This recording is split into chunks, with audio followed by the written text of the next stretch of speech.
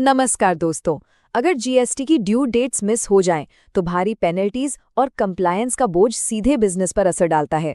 आज के इस विश्लेषण में हम उन सभी महत्वपूर्ण तारीखों का डीप एनालिसिस करने वाले हैं जो किसी भी बिजनेस ओनर या टैक्स प्रैक्टिशनर के लिए बिल्कुल जरूरी हैं। चलिए बिना किसी देरी के इस कंप्लायंस जर्नी को समझते हैं। आज हम इन 4 मेन पिलर्स को कवर करने वाले हैं। जीएसटीआर 1 की सेल्स रिटर्न से शुरू करके जीएसटीआर 3B की टैक्स पेमेंट्स, कॉम्पोजिशन स्कीम की डेट्स और आखिर में एनुअल जीएसटी रिटर्न्स। तो आइए इन 4 हिस्सों के जरिए इस प्रोसेस को मैप आउट करते हैं। तो सबसे पहले बात करते हैं हमारे पहले मेजर चेक पॉइंट की, यानी जीएसटीआर 1 सेल्स रिटर्न्स।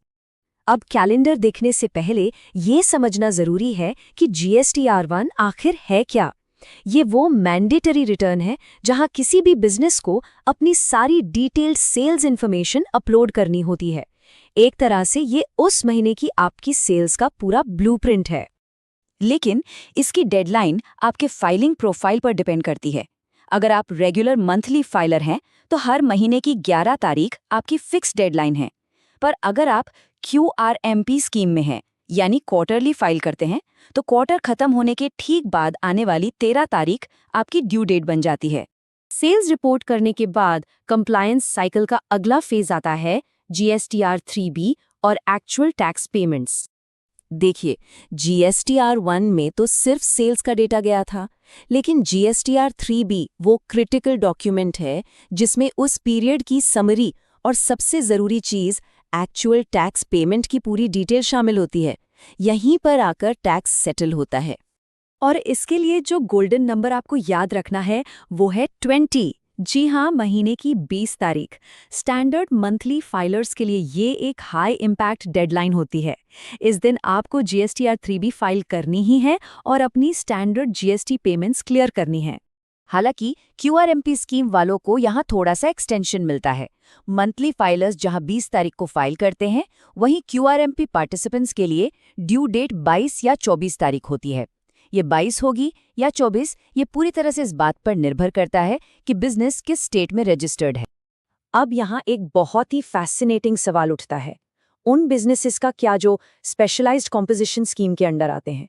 उनके लिए ये ड्यू डेट्स और कंप्लायंस का स्ट्रक्चर किस तरह बदल जाता है? तो आइए समझते हैं कॉम्पोजिशन स्कीम की डेट्स को, जिनका कंप्लायंस रिदम बाकियों से बिल्कुल अलग चलता है। इन स्पेसिफिक डीलर्स के लिए सबसे वाइटल फॉर्म है CMP 08। इस एक डॉक्यूमेंट का इस्तेमाल exclusively tax payment details report करने के लिए किया जाता है। ये इनका गो टू फॉर्म है। CMP 08 की सबसे बड़ी खासियत ये है कि ये क्वार्टरली ऑपरेट करता है। जैसे ही एक क्वार्टर कंप्लीट होता है तो उसके अगले महीने की 18 तारीख तक इसको फाइल करना ज़रूरी होता है। ये इनकी एक स्ट्रिक्ट और फिक्स डेडलाइन है। चलिए अब हम आते हैं अपने आखिरी पड़ाव पर, जो है एनुअल जीएसटी रिटर्न्स, यानी पूरे साल के हिसाब किताब को रैप अप करना। सिस्टम को बहुत ही क्लियर तरीके से डिज़ाइन किया गया है।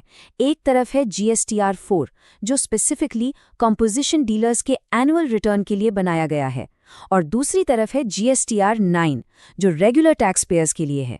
दोनों रास्ते एकदम अलग रखे गए हैं ताकि कोई कन्फ्यूजन ना हो। और इनकी फाइनल सालाना डेडलाइंस भी बिल्कुल क्लियर कट हैं। कॉम्पोजिशन डीलर्स को अपना जीएसटीआर 4 हर साल 30 अप्रैल तक फाइल करना होता है।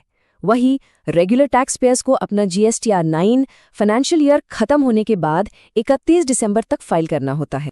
इन सभी डेट्स के बीच सोर्स मटेरियल का एक फाउंडेशनल रूल हमेशा याद रखना चाहिए। GST tax payment generally GSTR 3B की ड्यू डेट के साथ ही होता है। चाहे आपकी डेट 20 हो, 22 हो या 24, आपका कैश आउटफ्लो सीधे तौर पर 3B की डेडलाइंस पर ही निर्भर करेगा। तो इस विश्लेषण को खत्म करते हुए एक बड़ा सवाल ये उठता है, क्या आपके अकाउंटिंग सिस्टम्स इन सभी स्पेसिफिक प्रोफाइल्स और एग्जैक्ट डेट्स को ऑटोमेटिकली ट्रैक कर रहे हैं? एक सीमलेस पेनल्टी फ्री कंप्लायंस के लिए ये सबसे बड़ी ज़रूरत है। ज़रूर विचार कीजिएगा कि क्या आज की तारीख में